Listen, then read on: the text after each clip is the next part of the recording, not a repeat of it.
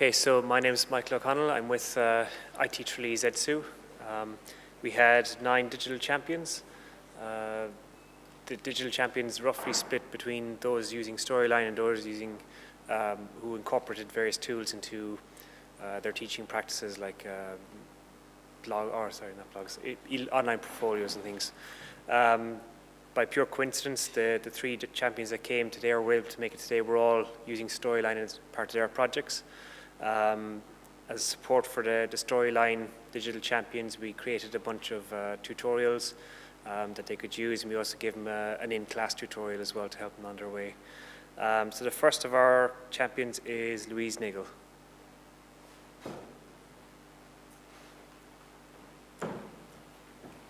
Thank you, Mike. I'm slightly different, I suppose, to the previous presenters in that I'm a service provider within the HEI sector.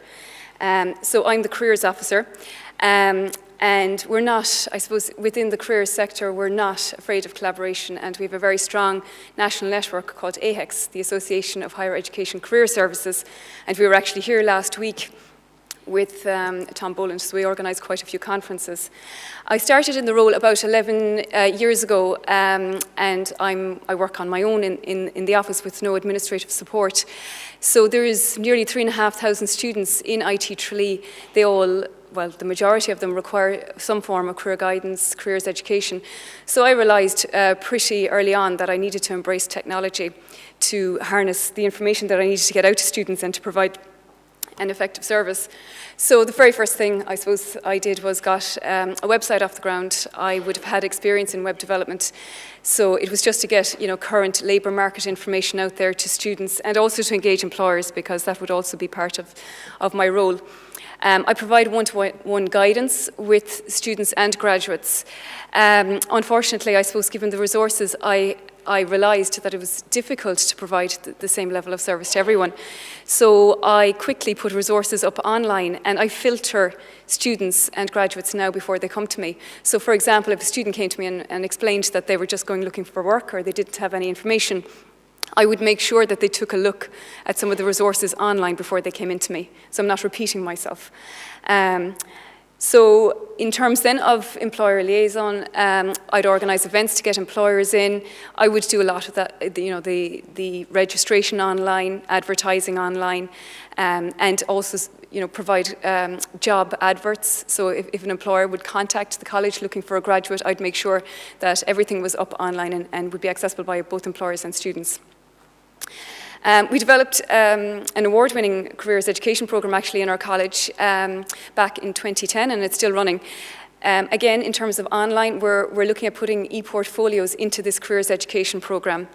Students are required to do quite a lot of reflection as part of the module, and it is, I suppose, it's inevitable that it's going to go online, but it's great for our academics who are correcting as well, and for our employers who will eventually see the amount of reflection and the amount of development in students as they progress through their study and through their careers education program as well. And then just to finish the background here, I would deliver a work preparation module, so I work very closely with academics, and we would share resources online. And I suppose one of the biggest challenges for me and for all of you is that students require very career-specific information. They want bespoke sessions. They want specific information for their sector. So again, putting it up online helps me because I'm not repeating myself. They're reusable learning objects in a lot of the cases a lot of the projects that I'm involved in. So it frees up my time, and it avoids repetition. Now, so in terms of working with the EDSU, I started back in 2014. I started creating RLOs, reusable learning objects. Articulate Storyline was used, and I hosted my resources up online. At the time, though, it was an instructional designer who put them up for me. I just worked with them, and I worked with the teaching and learning expert as well in IT Tralee. I then went off myself, and I recorded myself on Screener at the time, but it's now Screenomatic. I don't know if anyone has used that. I found it very helpful. My resources are up on my website, also up in Blackboard. So similar to the scenario I gave you before, if a student's coming to me, I make sure that they have seen the relevant session before they come into me. Recently then, actually in February and March of this year, I integrated RLOs into teaching in the classroom, and we won an employability award for the AHEX Association. Bestowed an award to us. Basically, I worked with social care lecturers. So we did a number of sessions. I did a little bit of work prep with them as well before they went out and work placement in second year. This year, we looked at helping them to network with the alumni, to also prepare them for networking both online and in person. So I got them to access the RLOs. We came into the classroom and we covered a lot of the materials and questions that they had. So we built tutorials around the content. In terms of Digital Champion then, I met with the EDSU in May of this year, received training myself in articulate storyline. So I've developed a session which will be hosted up on Blackboard initially. So it's on internal and external influences on career. So I suppose the learning here is in terms of getting the interaction into the session. So I've inserted a quiz, embedded media, and attached resources so the students can actually go away and complete activities as well as part of the session. So it will be widely accessible to students, I'm hoping, by the end of this month when I'm working with Mike. So thank you very much for your time.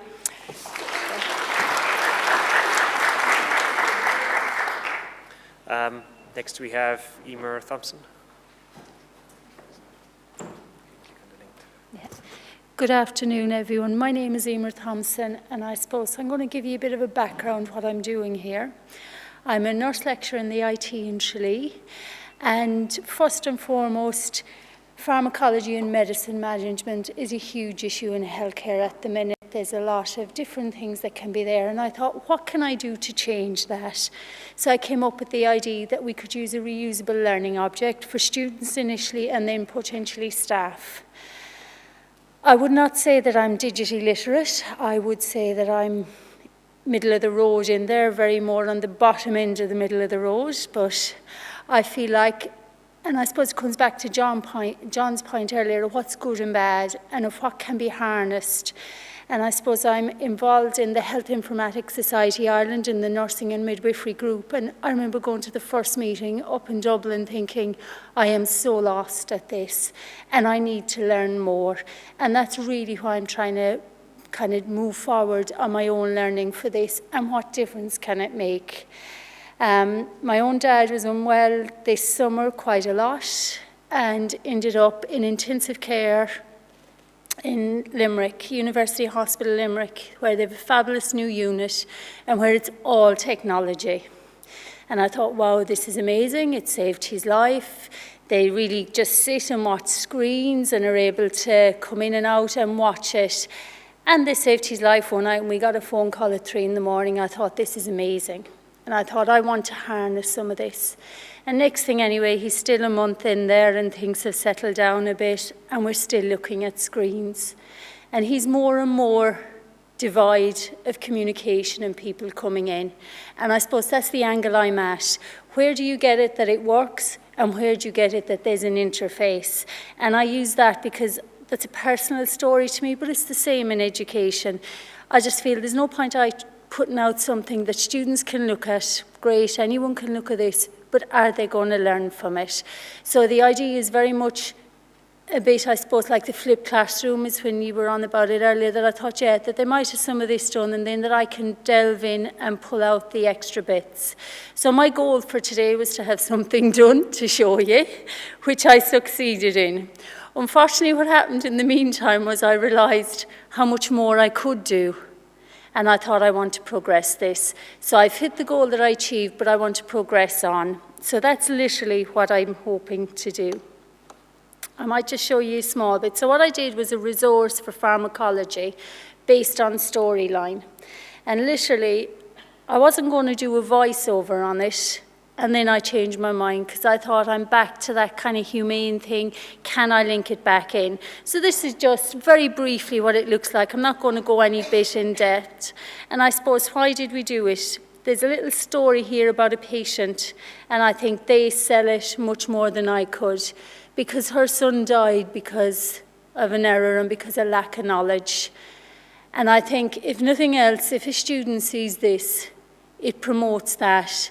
It sells pharmacology because it's not what I would class as a sexy subject. It's very boring. You either know it or you don't, and how do you learn it? But this sells the point, and when there's a humane picture at the front of it, even though I must say I have a small bit of, I suppose, fear of putting that out there, that I don't want to frighten people away, but I think they need to know this is the end result if you don't know your stuff. And that's why it might be good to go back over it. I think, Tom, you had different slides in yours in your assessment, doing the same thing, that they can self-assess, so that maybe in a month's time I can go back, or in a year's time, and I can say, gosh, I still don't know this, and that's what I would like to see from it. The use of storyline itself, for me, was a learning curve. I did enjoy it, but I suppose, as everything, I realised how much more I could know and how much more I could do. I did use the old Articulate. I did a project very similar to this about 5 years ago, and I literally nearly had it all forgotten. What was different about this one was, I suppose, that I had a little bit more confidence, but there's a learning curve no matter what you do. So that whatever the project is, it doesn't matter. You're always scared starting out, and that's okay, and that we just need to go and do it, and then you learn from that. I like this because there's lots of interactions that you can put in, and rather than someone just sitting there listening, they're more in charge of their learning at a time, and that's really all. Thank you very much. I'll come out of that. And finally, Mary Brosnan. Hi, my name is Mary Brosnan, and like Emer, I work in the nursing department in the Institute of Technology in Tralee. My aim was to design a suite of reusable learning objects to support my teaching. I teach predominantly nursing skills, so I've been talking for many years about developing a suite of reusable learning objects. So when I saw the Digital Champion project advertised, I saw it as an opportunity, but also as a challenge. My background as regards digital knowledge prior to this project was non-existent. I considered myself a good PowerPoint user. I could get points to fly in when I wanted them to fly in, but as regards digital knowledge, I suppose I was apprehensive. I am one of those that still carries a Nokia phone. I didn't check the internet this morning or use the internet, so I'm a bit apprehensive starting this project. So I've had an interesting journey. So I suppose to give you an outsider, an example of what I'm doing in my learning through the project, I will just show you where I am. So I designed, to start off with, a reusable learning object looking at patients' vital signs. There's a multitude of vital signs, so I selected to start off with blood pressure. I got over the shock of hearing my own voice. So I looked at the whole area of designing a reusable learning object on how to take blood pressure. It's a skill. But I suppose what we found when we were teaching this skill, sometimes we would start off, we would do a demo to a group of students, but some students didn't catch the demo. While we were doing the demo, they were in a different place. So sometimes you have to repeat your demos. So I suppose the whole idea of using this reusable learning object, I saw it as a tool that I could use in the classroom, but also a tool that students could use outside the classroom. So I suppose what learning has occurred in the making of this project, I'll talk about as I go through just a sample of 3 or 4 slides that I did. Obviously, skill is but a skill. There is theory to support the skill. I'll just turn off that voice. So in order to teach the skill, students needed a background knowledge in the theory of vital signs. They also needed a background knowledge on what is blood pressure before they actually were introduced to the skill of blood pressure. So what have I learned from just this slide alone? I've learned the importance of labelling text boxes, of making sure arrows got names. I've learned about the whole idea of colour palettes, which never entered my mind in relation to PowerPoint presentations. I just saw colour palettes being in relation to your home colouring. I also learned, I suppose, the whole idea of glossaries and the use of this menu. Another slide that I did here is in relation to distinguishing the difference between a systolic and a diastolic blood pressure, which is the language of healthcare and nursing. And from this slide, I've learned how to do, but I've also learned a new language. I now understand layers, buttons, triggers, voiceover, and synchronization. So I really think I'm getting advanced. And then just to show you really how advanced I actually am, I was able to do quizzes, and I used the drag and drop format, and I thought I had really advanced in the achievement of this. And, so I suppose, what have I acquired through this program? I've acquired confidence. I've acquired, I suppose, a whole interest in the whole area of progressing this further. I've looked at the whole idea of how can I make projects where I can use imagery and video to support, I suppose, the delivery of information. In this slide, you'll see that there is a video. So as part of the video, I've learned also the whole area of editing. I've learned about storyboarding and scripting. I've learned about lighting. I've learned about the whole idea of cut, redo, and I've learned some flowery language in the middle of it as well when things failed. But I suppose overall, it was a very enjoyable process.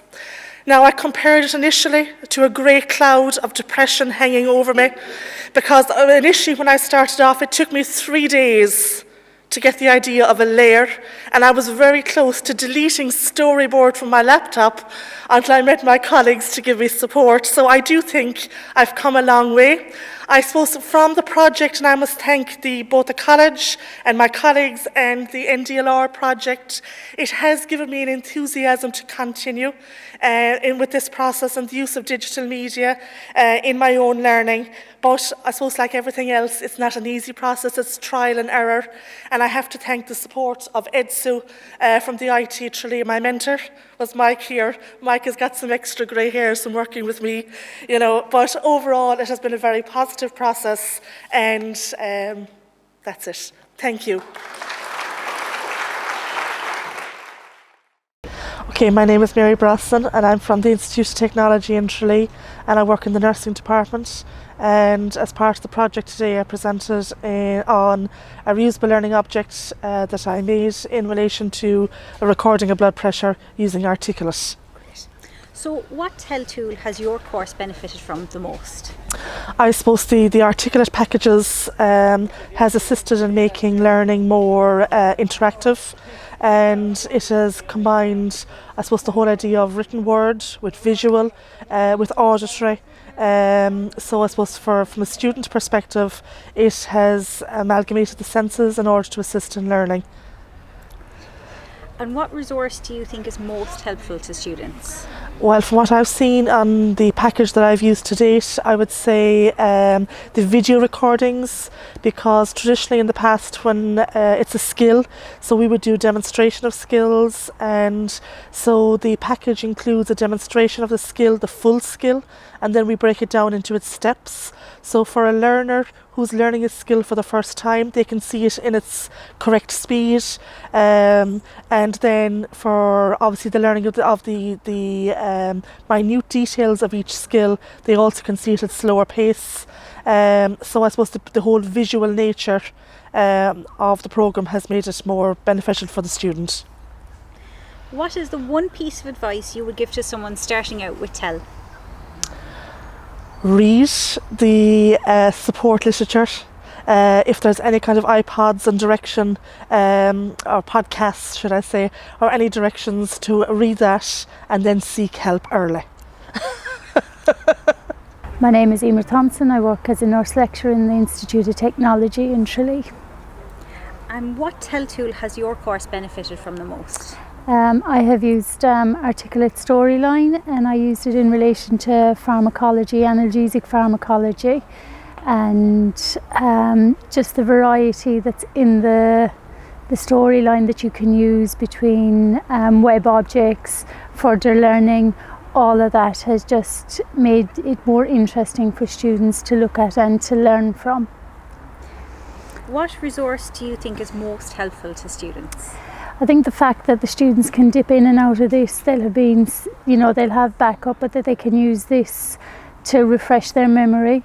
Some of the YouTube clips that we can put in on it really sells the patient story, so that they remember it. And the quizzes, I personally like the quizzes because it means they can self-test, so that they know when they're not doing well and that they need to upskill on that again. What is the one piece of advice you would give to someone starting out with TEL? I suppose the biggest piece of advice is to persevere with it, that you won't know it at first, and to keep going with it. And obviously if you can link with someone that has done something like this, that can just help you, because it's always the small issue that you flounder on for a little while, but stick at it would be it.